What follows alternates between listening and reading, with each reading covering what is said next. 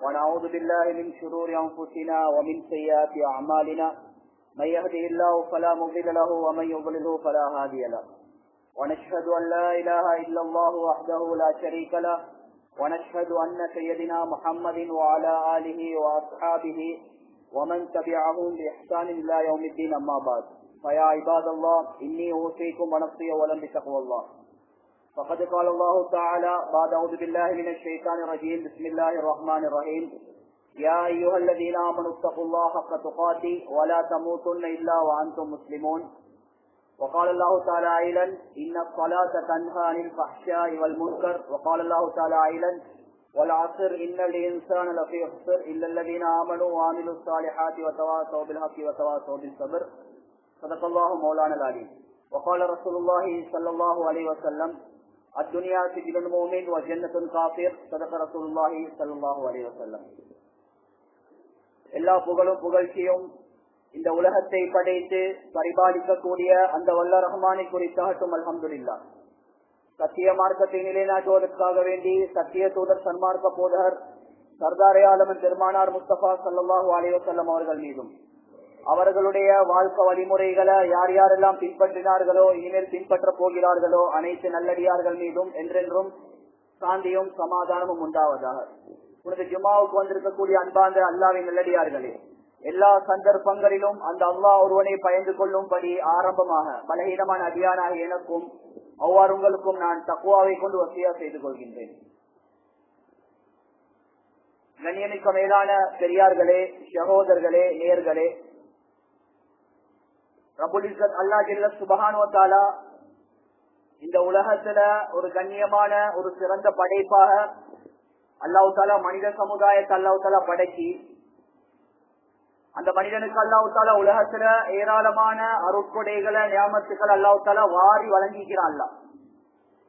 அல்லாஹ் ஒரு மனுஷனை கொடுத்த நியாமத்துக்கள் அருட்கொடைகள் இவைகளை நாங்க மட்டிட்டு பார்ப்போம் சொன்னால் ஒருபோதும் மட்டிட்டு பார்க்க முடியாது. அல்லாஹ் குர்ஆன்ல மனிதனை கொடுக்கப்பட்ட நியாமத்துக்கள் அருட்கொடைகளை பத்தி ஒரு உதாரணம் சொல்ல போக அல்லாஹ் சொல்றான், உலகத்தில் இருக்கக்கூடிய எல்லா கடல், எனக்கு தெரியும் கடல் எவ்வளவு பிரமாண்டமான படைப்புன்னு சொல்லி, உலகத்தை விட பன்மடங்கும் கடல்.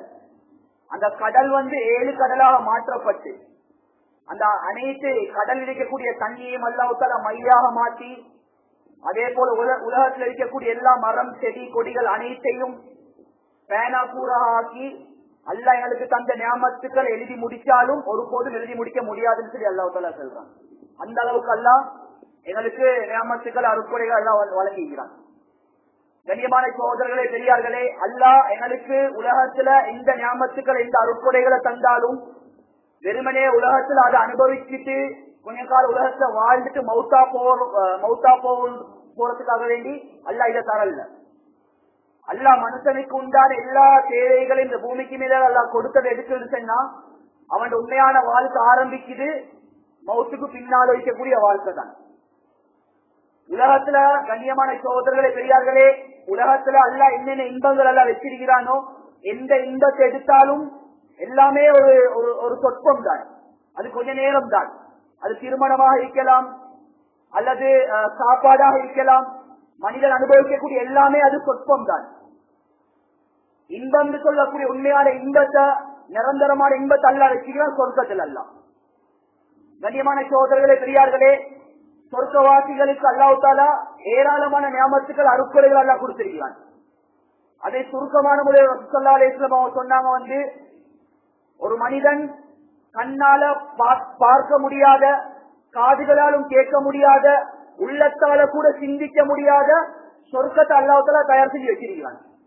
உலகத்துல வாழ்ற நேரத்துல ஒரு மனுஷன் சொர்க்கத்தை சிந்திப்பான்னு சொன்னால் நாங்க எதெல்லாம் சிந்திக்கிறோமோ எதெல்லாம் யோசிக்கிறோமோ அதுக்கு மாற்றமான முறையில தான் சொர்க்கத்தை அல்லாஹ் படைச்சிருக்கிறான். அதற்கு எங்களோட மண்டைக்கு புத்திக்கு படாதது. கண்ணியமான சகோதரர்களே, பெரியார்களே, இவ்வளவு ஏற்பாடுகளை அல்லாஹ் எங்களுக்காக வேண்டி அல்லாஹ் தயார் செஞ்சு வச்சிருக்கிறான். எனவே கண்ணியமான சகோதரர்களே, பெரியார்களே, எங்களுக்கு அல்லாஹ் உலகத்துல 2 விதமான பொறுப்புகள் எல்லாம் தந்திருக்கிறான். முதலாவது பொறுப்பு கண்ணியமான சகோதரர்களே, பெரியார்களே, அல்லாஹ்வோட சம்பந்தப்பட்டது. அல்லாஹ்வோட சம்பந்தப்பட்ட பொறுப்புகள்ல, கடமைகள்ல ஒரு மனிதன் புறப்பாடு செஞ்சா வேணும்னு புறப்பாடு செய்யறது இல்ல, மனிதன் ரீதியில ஏதாவது குறைகள் நடந்தால் கியாமத்துடைய நாளையில அந்த குறைகள் அல்லாஹ்வுத்தாலா ஏதோ ஒரு முறையில அல்லாஹ் அடைச்சிருவான். அல்லாஹ் கியாமத்துடைய நாளையில ஒரு மனுஷன் ஆரம்பமாக கேட்கப்படுறது தொழுகையை பத்தி. மனிதன் என்ற ரீதியில குறைபாடுகள் நடந்திருக்கும். யாரும் மலக்கல்ல, யாரும் ரொபவும் அல்ல. மனுஷன் சொல்லக்கூடியவன் தவறு செய்யக்கூடியவன். இப்ப அந்த தவறுகள் அல்ல அடைப்பான். எப்படின்னு சொன்னா மலக்குமார்களுக்கு அல்ல கேட்பான் வந்து அவர்களோட பட்டோலைகள்ல சுண்ணத்தான தொழுகைகளை தொழுந்திருக்கிறாரான்னு சொல்லி பாருங்க. அதுக்குதான் ஷரியத்துல எங்களுக்கு தொழுகைக்கு பின்னால சுண்ணத்து தொழுகைகளை மிஸ் பண்ணிடவான. சுபவுக்கு முன்னால் உள்ள சுண்ணத்துக்கள், அதே மாதிரி மோக்கதா வயிறு மோக்கதான்னு சொல்லி எங்களுக்கு உலமாக்கள் வகுத்து தந்திருக்கிறாங்க. அது தஹஜ்ஜத் தொழுகையா இருக்கலாம், லுஹா தொழுகையா இருக்கலாம். எந்த சுண்ணத்தான தொழுகைகளை நாங்க மிஸ் பண்ணாம தொழுந்து வந்தால் கியாமத்துடைய நாளையில பரலான தொழுகையில ஏதாவது குறைபாடு இருந்தால் அந்த சுண்ணத்தான தொழுகையை கொண்டு அல்லாஹ் அதனுடைய ஓட்டைகள் அல்ல அடைச்சிடுவான். இது எனக்கு சப்ஜெக்ட் கொண்டு இல்ல. கண்ணியமான சகோதரர்களே, பெரியார்களே, மனிதனை கொடுக்கப்பட்ட இரண்டாவது பொறுப்பு என்ன தெரியுமா? அடியார்களோடு சம்பந்தப்பட்ட பொறுப்புகள். இதுல ஒரு மனுஷன் ஒரு அணுவளவு சரி குறைபாடு செஞ்சால் கியாமத்துடைய நாளையில என்னத்தான் இரத்த கண்ணீர் வடிக்கி அல்லாஹ் கிட்ட நாங்க கையேந்தினாலும் அல்லாஹ் ஒருபோதும் அதை மன்னிக்க மாட்டான். இதுதான் குர்ஆனும் ஹதீஸும் எங்களுக்கு படித்து தருது. கண்ணியமான சகோதரர்களே, அடியார்களுடைய விஷயம் மிச்சம் கவனமாக இருக்கணும். குர்ஆன்ல 6666 ஆயத்து இருக்கு. இந்த 6666 ஆயத்துல அல்லாஹ்வோட சம்பந்தப்பட்ட விஷயத்தை அல்லாஹ் பேசுறான். 100க்கு 25% தான். மற்ற 75% அல்லாஹ் அடியார்களோட சம்பந்தப்பட்ட விடயங்களை தான் குர்ஆன்ல அல்லாஹ் பேசுறான். ஹதீஸ் எடுத்துக்கொண்டாலும் நபி ஸல்லல்லாஹு அலைஹி வஸல்லம் அவர்களுடைய ஹதீஸ நாங்க ஆய்வு செஞ்சு பார்க்கக்கூடிய நேரத்துல இபாதத்தை பற்றி பேசினது கொஞ்சம் தான். ஆனா அடியார்களோட சம்பந்தப்பட்ட கடமைகள், ஹக்குகள், இவைகளை பற்றி ஏராளமாக பேசியிருக்கிறாங்க. அதனால கண்ணியமான சகோதரர்களே, பெரியார்களே, முதலாவது சொல்ல வந்த விடயம் என்னன்னு சொன்னா தொழுகை அடிப்படை.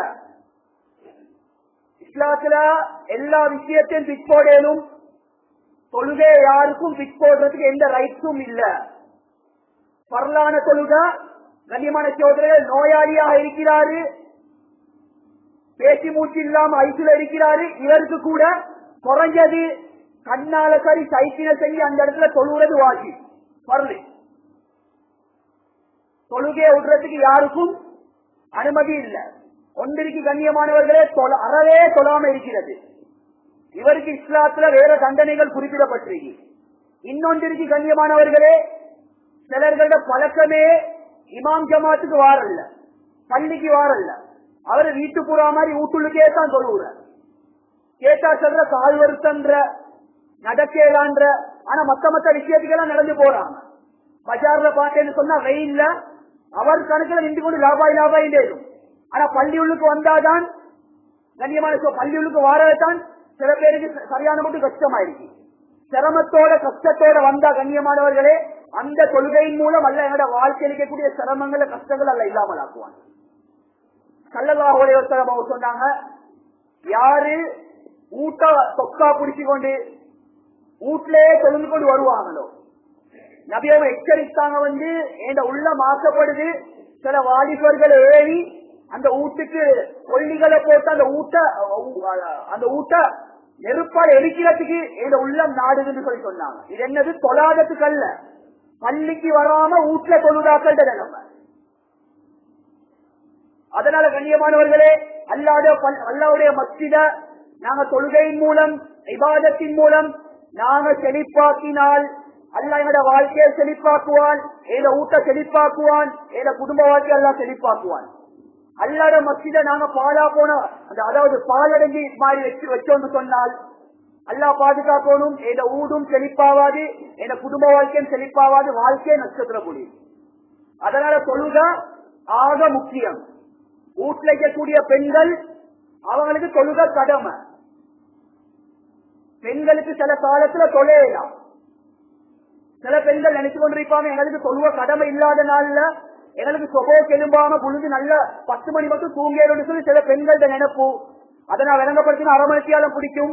கண்ணியமான சகோதரர்களே, பெரியார்களே, ஒரு பெண்ணுக்கு தொழுவ கடமை இல்லாட்டி அவன் நேர காலத்தோடு எழுப்புறது ஷரியத்துல அனுமதி, அதாவது ஷரியத்துல வலியுறுத்தப்பட்டிருக்கு. சொபோக்கு பின்னால தூங்குறதுக்கு யாருக்கும் அனுமதி இல்ல. ரசூல் ஸல்லல்லாஹு அலைஹி வஸல்லம் அவர்களோட காலத்துல ஃபாத்திமா ரலியல்லாஹு தஆலா அன்ஹா சொபோவை தொழுந்துட்டு கொஞ்ச நேரம் தூங்கி கொண்டு இருந்தாங்க, கொஞ்சம் மேலுக்கு அசதிக்கு படுத்து கொண்டு இருந்தாங்க. ஸல்லல்லாஹு அலைஹி வஸல்லம் அவங்க வாராங்க, வந்து சொல்றாங்க, யா ஃபாத்திமா சொபோவை தொழுந்துட்டு தூங்குறீங்களா? எந்த வீட்டுல ஆண்களோ பெண்களோ சொபோவை தொழுந்துட்டு தூங்குவாங்களோ அல்லாஹ் அவர்களோட வாழ்க்கையில வறுமையுடைய வாசலை தொடர்ந்து கொடுத்துருவானா. இது தொழுந்துட்டு தூங்கினாக்கள் நிலைமை. அப்ப அறவே தொழுவாம சொபோவை தூங்கின என்று சொன்னால் அல்லாஹ் பாதுகாக்கணும், ஆக பெரிய ஒரு நஷ்டம். அதனால தொழுகையில விஷயத்துல மிச்சம் கவனம் செலுத்துவோம். என்னோட பிள்ளைகளையும் தொழுகைக்காக வேண்டி பழக்குவோம். நான் மௌத்தா போனதன் பின்னால் ஏதோ சொத்து செல்வமோ நான் சேர்த்து வச்ச ஒன்றுமே எங்களுக்கு வராது. என்னோட புள்ள செய்யக்கூடிய துவா தான் வரும். ஒவ்வொரு அப்பாமார்களும் தன்னுடைய பேரனையோ பேத்தியையோ இப்பே கைக்கிட்டால பிடிச்சி கூட்டிக்கொண்டு வரணும், அது இதை சொல்லி கொடுக்கணும், அவனுக்கு இப்பயிலேயே படிச்சு கொடுக்கணும். நான் மௌத்தா போனதன் பின்னால் இந்த பள்ளியில வந்து நீ சொல்லணும், எனக்காக வேண்டி துவா செய்யணும் சொல்லி இப்ப அந்த விட்டமின்ஸை நாங்க கொடுத்தாதான் அது பெருசாயினாலும் வேலை செய்யும். நாங்க மௌத்தா போனதன் பின்னால எங்க புள்ள பெருசாயதன் பின்னால பேசணும் என்ன தெரியுமா? எங்க வாப்பா எப்பயுமே பள்ளியோட தான் இருப்பாரு, எங்க வாப்பா எப்பயுமே குர்ஆனோட தான் இருப்பாரு. இதுதான் எங்கட புள்ள அனுப்பக்கூடிய துவா. மேலானவர்களே, 40ஆம் கட்டம் கொடுக்கிறது, 60ஆம் கட்டம் கொடுக்கிறது, அது யாருக்கும் குடிக்கணும். நீங்க சில பிள்ளைகளோட நிலைமைய பார்த்தா இருக்க காட்டு வாப்பட உம்மட மனசை நோவிச்சு இருக்கிறார். மௌத்தா போனதன் பின்னால் 5 மகன்மார்களும் சண்டை, யாரு 40ஆம் கட்டம் கொடுக்கிறது, யாரு 60ஆம் கட்டம் கொடுக்கிறது. உயிரோடு இருக்கக்கூடிய நேரத்துல உதவாத சொல்லி மௌத்தா போனதன் பின்னால அந்த மையத்துக்கு செலவழிக்கிறதெல்லாம் எந்த பிரயோஜனமும் இல்லை. அதனால குர்ஆன் உதவான துவா செய்யவான என்ற கருத்தும் எங்கட இல்ல. கண்ணியமானவர்களை, அடிப்படை உயிரோடு இருக்கக்கூடிய நேரத்தில் இப்படியாப்பட்ட பிள்ளைகளை உருவாக்கிட்டு நாங்க என்ன செய்யணும்? மௌத்தா பேசுறோம். கண்ணியமானவர்களே, 2வது விஷயம் என்னன்னு சொன்னா, எங்களுக்குரிய சில பொறுப்புகள் இருக்கு. பொறுப்புகள் வரக்கூடிய நேரத்துல ஏராளமான பொறுப்புகள் இருக்கு. அதுல மிகவும் ஒரு முக்கியமான பொறுப்பு தான் என்னோட குழந்தை வளர்க்கக்கூடிய விடயங்கள். கண்ணியமான சகோதரர்களே, பெரியார்களே, அல்லாஹ் தஆலா உலகத்துல எல்லா பாவத்தையும் அல்லாஹ் மன்னிச்சிருவான். எல்லா பாவத்தையும் அல்லாஹ் மன்னிச்சிருவான். ஏதோ ஒரு முறையில அல்லாஹ் நாடினா மன்னிச்சிருவான். ஆனா யாரு எங்களுக்கு தரப்பட்ட அமானீதமான அந்த பிள்ளைகளை சரியான முறையில சரியான தர்பியத்துல அத வளர்த்தெடுக்காம ஏதோ அவன் போற போக்குல விட்டுட்டு கபருக்கு போவாங்களோ, இந்த பாவத்துக்கு மன்னிப்பு கிடையாது. அவன் செய்யக்கூடிய ஒவ்வொரு பாவங்களும் என்னோட கபரை நோக்கி வந்து கொண்டிருக்கிறது. இதுதான் உண்மை, இதுதான் உண்மை. அதுதான் அல்லாஹ் தஆலா இது இந்த குழந்தை பாக்கியம் என்று சொல்லக்கூடிய ஒன்றை வந்து அல்லாஹ் எல்லா மனுஷனுக்கும் எல்லாம் கொடுக்கும் இல்லை. சில பேர் பாருங்க 10 வருஷம் 15 வருஷம் திருமணம் முடிச்சிருப்பாங்க, அவனுக்கு குழந்தையுடைய பாக்கியம் ஒன்று இல்ல. அப்படின்னு சொன்னா அதுல அல்லாஹ் நலவுல வச்சிருப்பான். அவன் பொறுமையாய்க்கும் நிச்சயப்பார் செய்யணும். அல்லாஹ் சிலர்களுக்கு தான் இந்த பாக்கியத்தை அல்லாஹ் கொடுத்துக்கிறான். ஆனா ஷரியத் சொல்லுது வந்து புள்ள இல்லாதவன் வந்து புள்ள இல்லாதவனை பார்த்து நீங்க மலடன்னு சொல்லி செல்றதை விட ஒரு மனுஷனுக்கு அல்லாஹ் புள்ள பாக்கியத்தை கொடுத்து அதை சரியான முறையில யாரு வளர்க்கல அவன் தான் உண்மையான மலட. ஏன் நியமத்திக்கு சரியா பயன்படுத்த தெரியாது. ஒரு வாப்பா தன்னுடைய மகனுடைய பேக்ரவுண்ட் விளங்குவோம். குர்ஆன் அல்லாஹ் தஆலா யூதர்களை பத்தி சொல்லக்கூடிய நேரத்தில் ஒரு உதாரணத்தை அல்லாஹ் சொல்றான். யூதர்கள் எப்படியாப்பட்டவங்க சொன்னாவும் நபியை பத்தி விளங்கி வச்சிருக்கிறான். எப்படி நபியை பத்தி அவங்க பெஸ்டா கிளியரா தெளிவா விளங்கி வச்சிருக்கிறான் அல்லாஹ் தஆலா சொல்றான். ஒரு வாப்பா ஒரு புள்ளைய பத்தி எப்படி தெளிவாக விளங்கி வச்சிருக்கிறாரோ அத மாதிரி யூதர்கள் நபியை பத்தி விளங்கி வச்சிருக்கிறாரா அல்லாஹ் காட்டுற உதாரணத்தை பாருங்க. அப்ப ஒரு வாப்பாக்கு தன்னுடைய பிள்ளைக்கு செய்ய வேண்டிய கடமைகள் என்ன, எந்தெந்த வயசுல எதை கொடுக்கணும்ன்ற அறிவு இல்லாட்டி கண்ணியமான சொல்ல நான் தகப்பனா இருக்கிறதுக்கு எந்த தகுதியுமே இல்லை. ரசூல் ஸல்லல்லாஹு அலைஹி வஸல்லம் சுருக்கமான முறையில சொன்னாங்க, உங்களுக்கு ஒரு புள்ளை ஒன்று பிறக்குதா, அந்த புள்ள பிறந்தா முதலாவது சொன்னாங்க அழகான பேர்களை வைங்கன்றாங்க. ஏண்டா பேர்ல கருத்துக்கு ஏற்ற மாதிரி தான் புள்ள வளரும். புள்ளட பேரை கருத்து என்ன? கவலை. ஹஸ்னாண்டு வச்சிருக்கிறாங்க, ஹுஸ்னாண்டு வச்சிருக்கிறாங்க. ஹஸ்னாண்டா என்னது? அது கவலை. அப்ப அந்த கருத்துக்கு ஏற்ற மாதிரி அந்த புள்ளட வாழ்க்கை கவலையிலே தான் கழியும் கடைசியில. என்னோட உம்மத்தின் ஆன்லைன்ல தானே பேருக்கெல்லாம் பொருள் பார்க்கிற, அவங்களுக்கு பாத்திமாண்டா பிடிக்காது, ஆயிஷாண்டா பிடிக்காது, அதெல்லாம் பழைய பேரு. கண்ணியமான சோதரே, பாத்திமா ஆயிஷாண்டு அந்த பேரை விட்டு போட்டு ஆன்லைன்ல பேரை தேடி அதுல இருக்கக்கூடிய பேர்களை வச்சதுனாக்கா ஆட்டமா ஆடுதுவர் இன்றைக்கு. கொஞ்சம் நெஞ்சு ஆட்டமா ஆடுதுவர் இன்றைக்கு. ஒரு காலம் ஒன்று இருந்துச்சு. வாப்பமார்களை கொடுத்த கண்ணியம், உம்மமார்களை கொடுத்த கண்ணியம். சுபஹானல்லாஹ். ஒரு ரோட்ல ஒரு மூத்த மனுஷர் போகக்கூடிய நேரத்துல பைக்கள் ஒரு புள்ள வந்தா அந்த பைக்களை நிப்பாட்டிட்டு இடம் கொடுத்த ஒரு காலம் ஒன்று இருந்துச்சு, எங்களுக்கு தெரிஞ்ச அளவுல. கண்ணியமான இன்றைக்கு என்ன நடந்திருக்கு? ஹஸ்ரத் பெய்து கொண்டிருக்கிறாரு, புஷ்பைக்களை போய் கொண்டிருக்கிறான், ஆஜியார் அஸ்ஸலாமு சொல்றான். ஹஸ்ரத் அஜி செஞ்சாலும் உங்களுக்கு ஆஜியார் சொல்லலாம். ஆஜி அஸ்ஸலாமு சொல்றான், கைய காட்டுறான். எங்க ஒழுக்கம் போச்சு? காரணம் என்ன? பேர் அழகாக்குங்க, பேர் அழகாக்குங்க. அந்த பேருக்கேற்ற மாதிரி தான் புள்ளட குணங்கள் பிரதிபலிக்கும். ஸல்லல்லாஹு அலைஹி வஸல்லம் முதலாவது சொன்னாங்க, உங்களோட புள்ளை வந்து பிறந்தது சொன்னால் அழகான பேர்களை வைங்க. ரெண்டாவது சொன்னாங்க ஸல்லல்லாஹு அலைஹி வஸல்லம் அவங்க, அந்த புள்ளைக்கு நல்ல ஒழுக்கத்தை படிச்சு கொடுங்க. இந்த இடத்துல கல்வியை கொடுங்கன்னு சொல்லல, மார்க்கத்தை கொடுங்கன்னு சொல்லல, ஒழுக்கத்தை படிச்சு கொடுங்க. மார்க்கம் வேற, ஒழுக்கம் வேற, நல்லா விலகி கொள்ளணும். புள்ள மதரசால ஓடுது, குர்ஆனைத்தான் படிக்குது, அந்த புள்ளைகிட்ட ஒழுக்கம் இல்லாட்டி அவன் மார்க்கத்தை படிக்கும் வேலை, குர்ஆனை படிக்கும் வேலை, எந்த பிரயோசனமும் இல்ல. கலல இந்த ஹதீஸ்ல சொல்லுங்க, ஒழுக்கத்தை படிச்சு கொடுங்க. ஒழுக்கம் வந்துச்சு சொன்னா ஒட்டாவா எல்லாம் வந்துருமா அவன் கிட்ட, எல்லா குர்ஆன் ஹதீஸும் ஹயாத்தாகும். ஒழுக்கம் இல்லையா, அவன் முழு குர்ஆனை கரைச்சி குடிக்காலும் குர்ஆன்ல சொல்லப்பட்ட பண்பாடுகள் அவன் வாழ்க்கையில வராது. அதனால நல்ல ஒழுக்கத்தை படிச்சு கொடுங்க. ஸல்லல்லாஹு அலைஹி வஸல்லம் சொன்னாங்க, ஒரு வாப்பா புள்ளை கொடுக்க வேண்டிய வாப்பா புள்ளைக்கு கொடுக்கிற சிறந்த ஒரு பொக்கிஷம் அழகான பண்பு செஞ்சா நல்ல ஒழுக்கம் சொல்லி சொன்னாங்க. ஒழுக்கத்தை சொன்னாங்க. எந்த ஹதீஸ் எடுத்துக்கொண்டாலும் புள்ளைக்கு ஒழுக்கத்தை வலியுறுத்தினாங்க ஸல்லல்லாஹு அலைஹி வஸல்லம் அவங்க. மூணாவது சொன்னாங்க ஸல்லல்லாஹு அலைஹி வஸல்லம் அவங்க, உங்களோட புள்ளைக்கு வயசு வந்தா திருமணத்தை முடிச்சு கொடுங்க. கண்ணியமான சகோதரர்களே, பெரியார்களே, இன்றைக்கு இந்த தலைப்புல தான் சில முக்கியமான விடயங்களை ஞாபகப்படுத்தலாம் என்பதாக நினைக்கிறேன். அதனால தவறு இருந்தா மன்னிச்சு கொள்ளணும். பேச்சுக்கள் காரமாக இருந்தாலும் உள்ளத்துல ஆழமா பதியறதுக்கு இது உலமாக்கள் அமானிதம். அவருக்கு பயந்து, இவருக்கு பயந்து, அந்த ஆச்சாருக்கு பயந்து இதுவரைக்கும் நாங்கள் மார்க்கத்தை விற்கவும் மாட்டோம் இன்ஷா அல்லாஹ். அதனால திருமணத்துல நடக்கக்கூடிய சில ஃபால்ட்கள், மார்க்கம் என்ற பெயர்ல நடக்கக்கூடிய விடயங்கள், ஸல்லல்லாஹு அலைஹி வஸல்லம் சொன்னாங்க, உங்களோட புள்ளைக்கு திருமண வயசு வந்தேன்னு சொன்னா கல்யாணத்தை முடிச்சு கொடுங்க. அப்ப எத்தனை வயசுல முடிச்சு கொடுக்கணும்? நான் இங்க பேசுறது சரியத்த, நாட்டு சட்டத்தை பேசல. நாட்டுடைய சட்டம் ஒன்றைக்கும் 18, 19 அது வேற விஷயம், அதுவும் வழிபடத்தான் வேணும். கண்ணியமானவர்களே, திருமணத்துடைய வயசு எப்பன்னு சொன்னா ஒரு வாப்பா பிள்ளைய பார்த்து விலகி கொள்ளணும். இவன் ஒவ்வொரு ஆக்ஷனையும், இவன் பேக்ரவுண்ட பத்தி விளங்கணும். இவன் 10 வயசுல எப்படி இருந்தான், 11 வயசுல எப்படி இருக்கிறான், 15 வயசுல எப்படி இருக்கிறான், ஒவ்வொரு வயசு கூட கூட கூட கூட கூட என்ன நடக்கும் சொன்னா பிள்ளைகள்கிட்ட ஒரு விதமான வித்தியாசங்கள் வெளியாகும். அந்த வித்தியாசத்தை விளங்கி வாப்பா என்ன செய்யணும், மகன் கிட்ட கேட்டுக்கொண்டிருக்கிறது இல்ல, உடனே கல்யாணத்தை பேசி முடிச்சு வைக்கணும். அப்ப எப்ப கல்யாணத்துடைய வயசு குர்ஆன்ல ஹதீஸ்லயோ கல்யாணத்துக்குன்னு சொல்லி வயசு குறிப்பிடப்படல. எப்ப வயசுன்னு சொன்னா எப்ப ஒரு வாலிபன் பாவம் செய்யறதுக்கு ஆரம்பிக்கிறானோ, எப்ப ஒரு 14, ஒரு 15 வயசு, ஒரு 17 வயசு, ஒரு 18, ஒரு 7 எழுதக்கூடிய மாணவன் உதாரணத்துக்கு வச்சுக்கோங்களே, அவன் ரோட்ல போகக்கூடிய நேரத்துல ஒரு அந்நிய பெண்ணை பாக்குறான். அவன் உள்ளத்துல அந்த அந்நிய பெண்ணோட விபச்சாரம் செய்யணும் என்ற ஒரு ஆசை கல்புள்ளுக்கு வருது. போன வச்சு அங்க போறான், இங்க போறான், அதை தின்றான், இதை தின்றான், வீட்டுக்கு லேட்டாகி வாரான், போன்ல பாஸ்வேர்டை போட்டு போய் முடிக்கிறான். இதுதான் வாப்பமார்கள் கவனிக்கும்.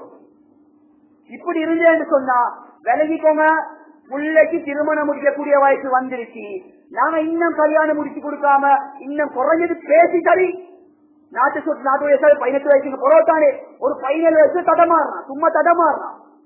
தடமாறப்போ போக்களை உடனே என்ன செஞ்சோம், பேச்சுவார்த்தை ஆரம்பிக்கிறோம். பேச்சுவார்த்தை ஆரம்பிச்சு அவனுக்கு சொல்லியே வைக்கணும், உனக்கு இந்த இத்தனை வயசுல நான் கல்யாணம் முடிச்சு தருவோம்னு சொல்லி ஒரு கட்டுப்பாடை போட்டு வச்சா அந்த கட்டுப்பாடை அவன் மீற மாட்டான். அப்படி இல்லாத பட்சத்துல எங்கட ஆட்சிமார்கள் எல்லாம் சேர்ந்து போட்டுக்கொண்டு ஒரு மசூரா பண்ற 5 தாத்தாமார்கள் இருக்கிறதானே, 5 தங்கச்சிமார்கள் இருக்கிறதானே, இவங்க எப்படி கல்யாணம் முடிச்சு கொடுக்குற? இப்படி இஸ்லாத்துல செல்லப்பட்டு இல்ல. நிறைய வீட்டுல பார்த்தேன்னு சொன்னா பொம்பளை புள்ள கல்யாணம் முடிக்க காட்டும் ஆம்பளை பிள்ளையும் கல்யாணம் முடிச்சு கொடுக்கறது இல்ல. அவன் நாள் ஃபுல்லா பதுவாவை செஞ்சு செஞ்சு செஞ்சு செஞ்சு இருப்பான். கடைசியில் என்ன நடக்கும்? வயசு வந்து திருமணம் முடிச்சு கொடுக்காட்டி கண்ணியமான சோதரர்களை பெரியார்களே, எங்கட வாலிபர்களுக்கு மத்தியில 3 விதமான பாவங்கள் நடக்கும். 3 விதமான பாவங்கள் நடக்கும். கண்ணியமானவர்களே, சில விடயங்கள் சைக்காலஜி ரீதியாகவும் சொல்றேன், குர்ஆன் ஹதீஸுடைய அந்த அந்த வெளிச்சத்தை வச்சு சொல்றேன், கொஞ்சம் மூளைக்கு எடுத்துக்கோங்க. முதலாவது, வயசு வந்து திருமணம் முடிச்சு கொடுக்காட்டி என்ன நடக்கும் சொன்னால் அந்த வாலிபன் ஆபாச படங்களை பார்க்கறதுக்கு தொடங்குவான். ஆபாச படங்கள். எப்ப ஒரு வாலிபன் ஆபாச படத்தை பார்ப்பானோ அவன் கல்புள்ளுக்கு விபச்சாரம் செய்யக்கூடிய ஆசை வரும். ஒன்று விபச்சாரம் செய்வான், அப்படி இல்லாட்டி சுய இன்பத்தை அனுபவித்துக் கொள்வான், அப்படி இல்லாட்டி ஓரினை சேர்க்கையில ஈடுபடுவான். இந்த 3 பாவத்துல ஏதாவது ஒன்று நடந்தே ஆகும். சங்கத்தால் எழுதி வச்சுக்கோங்க. கல்லல்லாவது சும்மா செல்ல மாட்டாங்க, வயசு வந்தா கல்யாணத்தை முடிச்சு கொடுங்கன்னு சொல்லி. இஸ்லாத்துல அதாவது இந்த வயசு குறிப்பிடப்படல. இது எல்லாத்தையும் மறைச்சிட்டா நபி அவங்க கண்ணியமான சோதரர்களே மறைமுகமா சொல்லியிருக்கிறாங்க. வயசு வந்தா கல்யாணத்தை முடிச்சு கொடுங்க. அப்படி முடிக்காத பட்சத்துல அவன் செய்யக்கூடிய ஒவ்வொரு பாவத்தையும் பாப்பமார்கள் சுமக்கணும். பாப்பாவும் சுமக்கணும், உம்மாவும் சுமக்கணும். அதனால திருமணத்துடைய விஷயத்துல கொஞ்சம் கவனம் செலுத்துங்க. அதே மாதிரி பொம்பளை பிள்ளைடைய விஷயத்திலையும் மிச்சம் கவனம் செலுத்தணும். கணவனுக்கு செய்ய வேண்டிய கடமைகள் இவைகளை ஒரு தாய் வீட்டுல இருந்து படிச்சு கொடுக்கணும். உம்மா வாப்பாவோட எப்படி நடந்து கொள்ளுமோ அதே மாதிரி தான் எங்கட மகள் கல்யாணம் முடிச்சாலே எங்கட மாப்பிள்ளையோட நடந்து கொள்ளும்.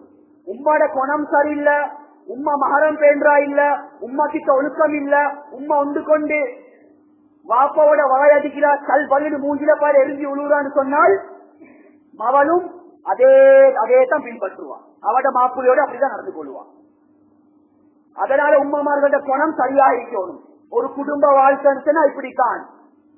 ஒரு குடும்ப வாழ்க்கையில ஒரு கணவனோட மனைவி இப்படித்தான் அடக்கமாக இருக்கணும்.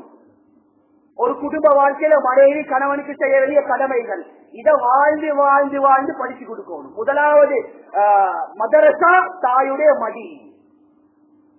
கண்ணியமான சோதரர்களே, உம்மா பாப்பாவை செய்யக்கூடிய பாவமான செயலோ நன்மையான செயலோ இதுதான் பிள்ளைகளோட வாழ்க்கையில பிரதிபலிக்கும். கண்ணியமான சோதரர்களே, பெற்றோர்களோட தவறு. உம்மா பாப்பா ஒரு காலத்துல விபச்சாரம் செஞ்சிருக்கிறாங்க, தினா செஞ்சிருக்கிறாங்க, தௌபா செய்யல, கணக்கெடுக்கல. இப்ப கல்யாணம் முடிச்சாச்சு, பிள்ளையும் கிடைச்சாச்சு, அந்த பிள்ளையும் கல்யாணம் முடிக்க போகுது, வாலிபத்தை அடைஞ்சிருச்சு சொன்னால் உம்மா பாப்பா எந்த பாவத்தை செஞ்சாங்களோ அந்த பாவத்துடைய பிரதிபலிப்பு பிள்ளைகள்கிட்ட வெளியாகும் சொல்லி ஏத சொந்த கருத்து இல்ல, குர்ஆனுடைய ஆயத்தில் அல்லாஹ் தஆலா சொல்றாங்க. கண்ணியமான சோதரர்களே, மரியம் அலைஹிஸ்ஸலாத்து வஸ்ஸலாம் அவங்க என்ன செய்யறாங்க, ஈசா அலைஹிஸ்ஸலாத்தை பெற்றெடுத்துட்டு வாராங்க. எனக்கு தெரியும் மரியம் அலைஹிஸ்ஸலாம் எந்த ஆண்ட துணையும் இல்லாம அல்லாஹ்ட குதிரத்தால புள்ளைய பெற்றெடுத்தாங்க. இப்ப மரியம் அலைஹிஸ்ஸலாம் பயப்படுறாங்க, வந்து திடீர்னு சொல்லி இந்த புள்ளைய தூக்கி கொண்டு எங்கட ஊருக்கு போனேன்னு சொன்னால் யூதர்கள் எல்லாரும் கதை கட்டுவாங்க, எனக்கு பயமா இருக்கு, என்ன சொல்றேன்னு சொல்லி பயந்து பயந்து பயந்து என்ன செய்யறாங்கன்னு சொன்னால் போறாங்க. அந்த நேரத்துல யூதர்கள் எல்லாரும் மரியம் அலைஹிஸ்ஸலாத்து வஸ்ஸலாம் அவர்கள்ட்ட கையில இருக்கக்கூடிய புள்ளைய பார்த்து ஒரு வார்த்தையோடு பார்க்கிறாங்க. அல்லாஹ் தஆலா குர்ஆன் எல்லாம் சொல்லி காட்டான், மாயா மரியம், உங்களோட உம்மாவோ உங்களோட வாப்பாவோ, ஹாரூனுடைய சகோதரியே, உங்களோட உம்மாவோ வாப்பாவோ இப்படியாப்பட்ட கீழ்த்தரமான செயல் செய்யலே, நீங்க எப்படி இந்த செயலை செஞ்சீங்கன்னு சொல்லி இந்த ஒரு வார்த்தையை பாதிக்கிறாங்க. இதை வச்சு உலமாக்கள் கிதாபுல எழுதுறாங்க, சில பாவங்கள் இருக்கு, அந்த பாவத்துக்கு அவசரமா நாங்க தௌபா செய்யாட்டி அந்த பாவத்தை எங்கட பிள்ளைகள் ஏதோ ஒரு முறையில செய்வாங்க. அது கடனாக அடைக்கப்படும். ஸல்லல்லாஹு அலைஹி வஸல்லம் சொன்னாங்க, நீங்க பத்தினியாக இருங்க, உங்களோட மனைவி பத்தினியா ஆகுவா. எங்கட மனைவிமார்களுக்கு மூஞ்ச மூடி மூடி ஒரு இடத்துல வச்சாச்சு, நாங்க மகரம் பேணாம உள்ள பொம்பளைகளோட எல்லாம் பேசுற ஆட்டோல போன அயரை மட்டும் எடுக்கிறது இல்ல, அவட பர்சனல் விஷயத்தை கேட்கிற நடக்குதான் இன்றைக்கு இல்ல, சர்வசாதாரணம். இந்த அயர் ஊட்டக்கூடிய சகோதரர்கள் விலகி கொள்ளணும். ஒரு பெண்ணை தனிமையில கூட்டிட்டு போறது சரியத்துடைய பார்வையில் என்னான்னு கேட்டா, கண்ணியமான சகோதரர்களே பெரியார்களே, மிக்க தூரமான பயணம் என்ன செய்யலாம், ஒரு மகரம் இல்லாத பெண்ணோட ஹயர் பண்றதுக்கு சரியத்துல எந்த இமாமும் அனுமதிக்க இல்ல. கிட்டக்கு ஒரு பயணம், அவரோட ஹயர பேசலும், அவர் எந்த இடத்துக்கு கொண்டு போய் உதவணுமோ அந்த இடத்துல கொடுத்து ஹயர மட்டும் அடிக்கணும். அது இல்லாம அவட பர்சனல் நோன்றது, அவ சொல்லுவா என்ன மாப்பிள்ள காலம் குடிச்சிட்டு போட்டு வந்து அடிக்கலாம். இப்படித்தான் நிறைய ஆட்டக்காரர்கள் மாற்றுறதுல அதுபோல குடும்ப வாழ்க்கையில பிரச்சனை தான். அதனால நிச்சயம் கவனமாக இருக்கும். யூசுப் அலைஹிஸ்ஸலாத்தை உட்டு வைக்காத பொம்புளையோட சித்தினா என்னையவங்களே வலிக்கெடுக்கிறது பெரிய வேலை இல்ல. அதனால நிச்சயம் கவனமாக இருக்கணும். எங்களோட பார்வைகளை பேசுற விஷயம் ஏண்டா, நாங்க வெளியில செய்யக்கூடிய பாவத்துடைய பிரதிபலிப்பு வீட்டுக்கு மனைவி எவ்வளவு தான் பத்தினியா இருந்தாலும் அல்லாஹ் பாதுகாக்கணும், அவளும் அந்த தவறு செய்வான். எப்ப மனைவி தவறு செய்வாவோ பிள்ளைகளும் தவறு செய்யறதுக்கு தொடங்கும். இமாம் ஷாஃபி ரஹ்மத்துல்லாஹி அலைஹி ஒரு பைத்ல சொல்லி காட்டுறாங்க, இன்னல் ஜினா தைனுன் இன் அக்ரல்தஹு கானல் வஃபாஉ மின் அஹ்லி பைத்திக ஃபஅலம். மனிதர்களே, விபச்சாரம் சொல்றது ஒரு கடன். ஏன்னா மனைவிக்கு தெரியாம ஒருத்தர் விபச்சாரத்தில் ஈடுபட்டாரு. இவருக்கு பார்க்கிறாரு, மனைவியிடம் முன்னுக்கு நான் நல்லவனா நடிச்சு கொள்ளேனும், இது யாருக்கும் தெரியாது சொல்லி ஒரு பெண்ணோட ஒருத்தர் விபச்சாரம் செஞ்சால் அவர் ஒரு கடன் எடுத்துட்டாரு. இப்ப அந்த கடனை திருப்பி கொடுக்கணும். சொல்றாங்க, நீங்க 2000 திர்ஹம் கொடுத்து ஒரு பெண்ணோட நீங்க விபச்சாரம் செய்றீங்கன்னு சொன்னால், நீங்க இல்லாத நேரத்துல உங்களோட தாயோட அல்லது உங்களோட மனைவியோட உங்களோட பிள்ளைகளோட 200 தீனார் கொடுத்த விபச்சாரம் செஞ்சுட்டு போவான். அது உங்களுக்கு விளங்காது. சுபஹானல்லாஹ், இந்த பகிரங்கமா நடக்குது. நிறைய கேசஸ்கள் எடுத்துக்கோன ஒத்துபாக்களை பேசி போட்டுட்டு பலர்கள் வாராங்க. தவறு நடந்துச்சே, இப்ப என்ன செய்ய யோசிச்சிருக்கணும். ஒன்றும் குறைஞ்சி போவல்ல, வாழ்க்கையில மனுஷன் தவறு செய்யறதுதான். ஆனா அவசரமான முறையில தௌபா செஞ்சால் எங்களோட மனைவியும் பாதுகாக்கப்படுவார், எங்களோட பிள்ளைகளும் பாதுகாக்கப்படும். அதனால சொல்ல வந்த விடயம் என்னன்னு சொன்னா, எங்களோட வாழ்க்கையில் இருக்கக்கூடிய பக்குவங்கள், பேணுதல்கள், இவைகளை பார்த்து தான் பிள்ளைகள் படிக்கும். அதனால அந்த விஷயத்துல கொஞ்சம் பேணுதலா இருக்கிறது. இரண்டாவது ஒரு விஷயம் என்னன்னு சொன்னால், இன்னைக்கு நிறைய இடத்துல அக்குட் கூட்டல் நடந்து கொண்டிருக்கு. மாப்பிள்ளக்கார வெளிநாட்டுல இங்க அக்குத செஞ்சு வைக்கிறது. கல்யாணம் வைப்ப, கல்யாணம் 4 வருஷத்துக்கு போறோம். 4 வருஷத்துக்கு போறோம், ஹயாத்தோடு இருப்பீங்களா, உலகம் இருக்குமான்னு சொல்லி அல்லாஹ் தஆலா எங்களுக்கு ஆலமுல் அர்வாஹ்ல கேள்வி தந்துட்டானா? எவ்வளவு அல்லாஹ் மறந்த பேசி 4 வருஷத்துக்கு போற அவர் வருவார். அப்ப அக்குத்னா என்ன, கல்யாணம்டா என்ன? ஒரு மனுஷனுக்கு அக்குத் முடிஞ்சா கல்யாணம் முடிஞ்சிருச்சு. கணவன் புறத்துல இருந்து அவட்ட வசதிக்கு ஏற்ற மாதிரி ஒரு வலிமா போடுவார், சப்ஜெக்ட் கோர். இன்னைக்கு கல்யாணம் என்ற பெயர்ல நடக்கிற அநியாயங்கள் அல்லாஹ் பாதுகாக்க. கண்ணியமான சகோதரர்கள், ஆரம்ப காலத்துல மரத்தோண்டி சாப்பாடு இருந்துச்சு. இந்த மரத்தோண்டி சாப்பாடுக்கும் எங்கட நானமார்களும் என்ன மரத்தோண்டி சாப்பாடு என்ற கண்ணியமான சகோதரர்களை பெரியார்களே, கல்யாணம் முடிச்சதன் பின்னால ஸல்லல்லாஹு அலைஹி வஸல்லம் அவங்க சொன்னாங்க, ஒரு பெண் ஒரு ஆண் வேலை முடிஞ்சு போகக்கூடிய நேரத்துல, வீட்டுக்கு ஓப்பாய் போவாரு, போகக்கூடிய நேரத்துல மனைவிக்கு ஒரு மெசேஜ குடுத்துட்டு போவான். அப்பதான் அதுக்கேற்ற மாதிரி அவர் ரெடியாகி கொஞ்சம் குயினா பியூட்டியா என்ன செய்வான், இருப்பான். அப்ப நீங்க டயர்டாகி போகக்கூடிய நேரத்துல உங்களோட மனைவியிட மோத்த பார்க்கக்கூடிய இடத்துல கல்வில ஒரு சந்தோஷம் வரும். திடீர்னு போயிட்டு சர்ப்ரைஸ் கொடுக்குறாராம். எத்தனையோ சர்ப்ரைஸ் எல்லாம் மறுபக்கத்துக்கு பிறகு அல்லாஹ் பாதுகாக்க.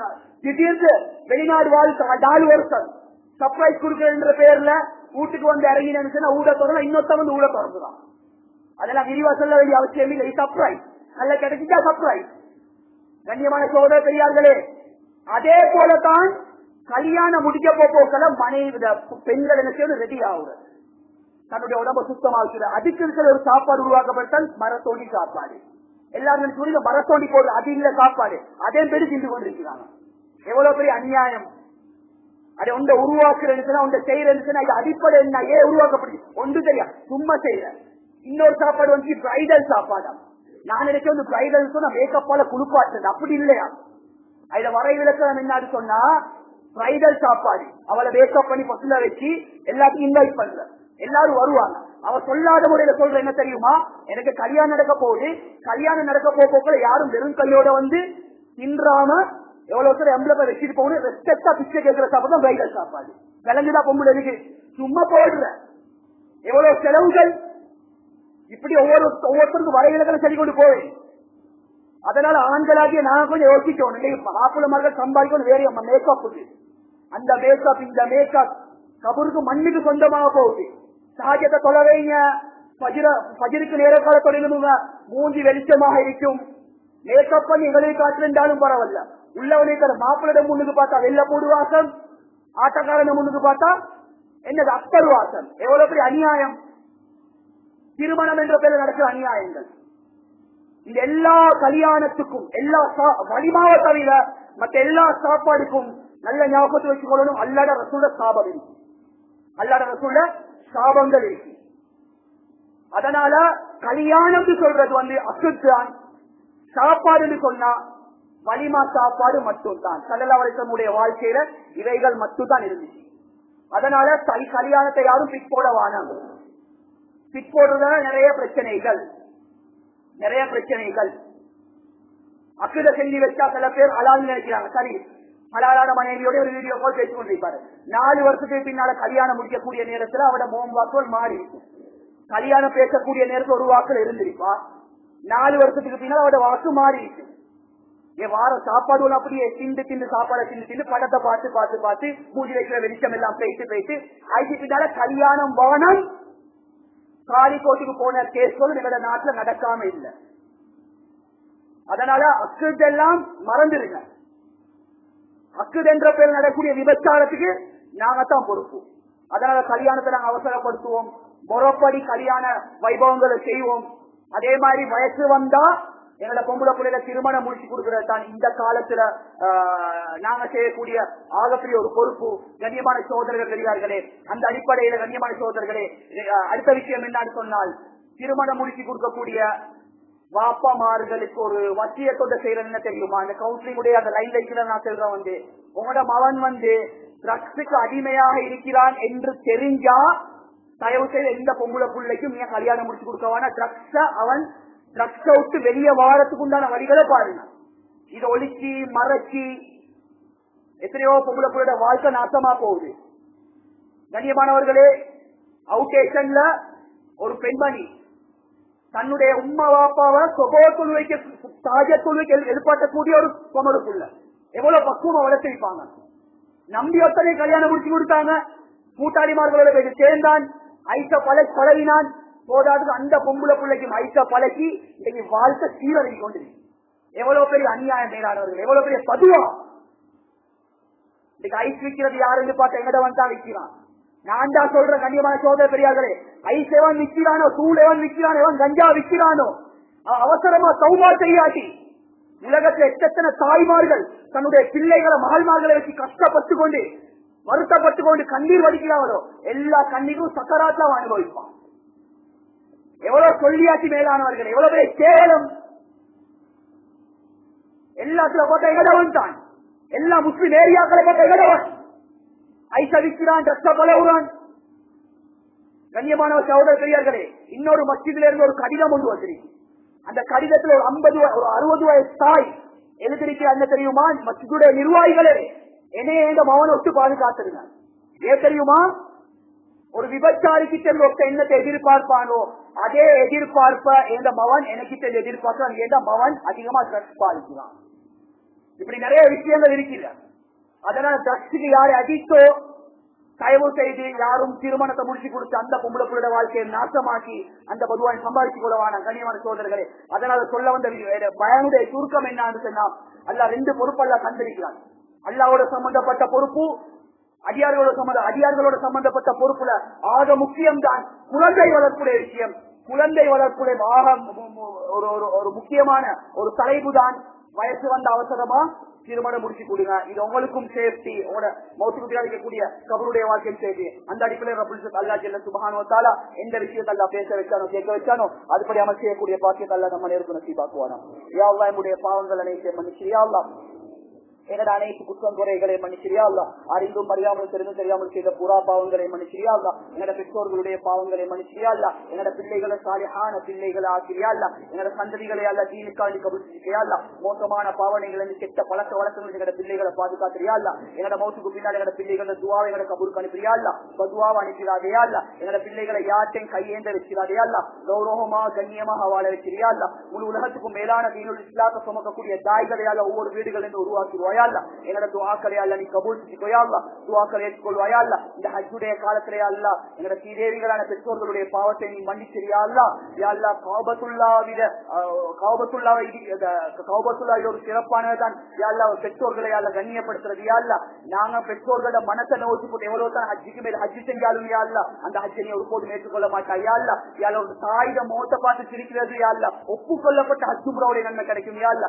அந்த பாக்கியத்துக்கு தகுதியானவர்களா எங்களை ஒவ்வொருவரையும் ஆக்கிறியா அல்லா, எங்களை துஆக்களை கபூல் செஞ்சுக்கோயா அல்லா. வாஹிரு தாவானா அல்ஹம்துலில்லாஹி ரப்பில் ஆலமீன். அல்ஹம்துலில்லாஹி நஹ்மதுஹு வ நஸ்தஈனுஹு வ நஸ்தக்ஃபிருஹு வ நுமினு பிஹி வ நதவக்கலு அலைஹி வ நஊது பில்லாஹி மின் ஷுரூரி அன்ஃபுஸினா வ ஸய்யிஆத்தி அமாலினா மை யஹ்திஹில்லாஹு ஃபலா முضل லஹு வ மை யுضلل ஃபலா ஹாதிய லஹு வ நஷ்ஹது அன் லா இலாஹா இல்லல்லாஹு வஹ்தஹு லா ஷரீக லஹு வ நஷ்ஹது அன்ன ஸய்யிதனா முஹம்மதின் வ அலா ஆலிஹி வ ஸஹ்பிஹி அஜ்மஈன். அல்லாஹும்ம ஸல்லி அலா ஸய்யிதினா முஹம்மத் வ அலா ஆலி ஸய்யிதினா முஹம்மத் கமா ஸல்லைத அலா இப்ராஹீம் வ அலா ஆலி இப்ராஹீம் வ பாரிக் அலா முஹம்மத் வ அலா ஆலி முஹம்மத் கமா பாரக்த அலா இப்ராஹீம் வ அலா ஆலி இப்ராஹீம் ஃபில் ஆலமீன் இன்னக ஹமீதும் மஜீத். فيا عباد الله إني أوصيكم ونفسي أولا بتقوى الله. فقد قال الله تعالى بعد أعوذ بالله من الشيطان الرجيم بسم الله الرحمن الرحيم يا أيها الذين آمنوا اتقوا الله حق تقاته ولا تموتن إلا وأنتم مسلمون.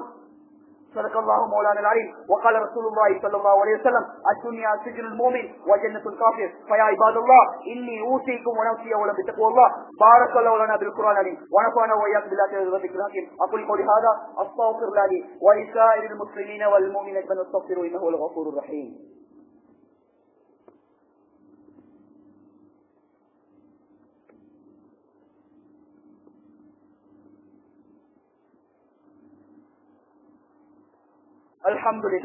الحمد لله نحمده ونستعينه ونستغفره ونؤمن به ونتوكل عليه ونعوذ بالله من شرور انفسنا ومن سيئات اعمالنا من يهده الله فلا مضل له ومن يضلل فلا هادي له ونشهد ان لا اله الا الله وحده لا شريك له ونشهد ان سيدنا محمد وعلى اله وصحبه اجمعين. اللهم صل على سيدنا محمد وعلى ال سيدنا محمد كما صليت على ابراهيم وعلى ال ابراهيم وبارك على محمد وعلى ال محمد كما باركت على ابراهيم وعلى ال ابراهيم في العالمين انك حميد مجيد. فيا عباد الله اني اوصيكم ونفسي اولا بتقوى الله فان التقوى تنجيكم من عذاب النار وتدخلكم الجنه. فقد قال الله تعالى بعد أعوذ بالله من الشيطان الرجيم بسم الله الرحمن الرحيم إن الله وملائكته يصلون على النبي يا أيها الذين آمنوا صلوا عليه وسلموا تسليما. وقال رسول الله صلى الله عليه وسلم أرحم أمتي بأمتي أبي بكر الصديق رضي الله تعالى عنه وأشهد في أمر الله عمر رضي الله عنه وأتقهم حياء عثمان رضي الله عنه وأقلهم علي رضي الله عنه والحسن والحسين سيدا شباب الجنة فاطمة الزهراء سيدنا الجنة وحمزة أسد الله وأسد رسول سيد الشهداء يوم القيامة. اللهم اغفر لنا الذي مغفرة ظاهرة باطنة لا تغادر ذنبا.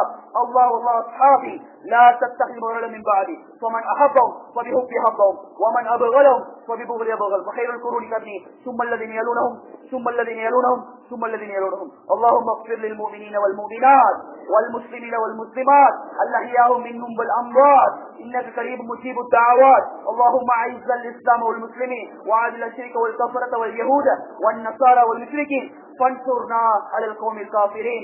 اللهم اجرنا من النار اللهم اجرنا من النار اللهم اجرنا من النار ولا تشوي خلقنا بالنار ولا تجعلنا من حطب النار فإنا بئس المصير بئس القرار. ربنا اغفر لنا ولإخواننا سبقونا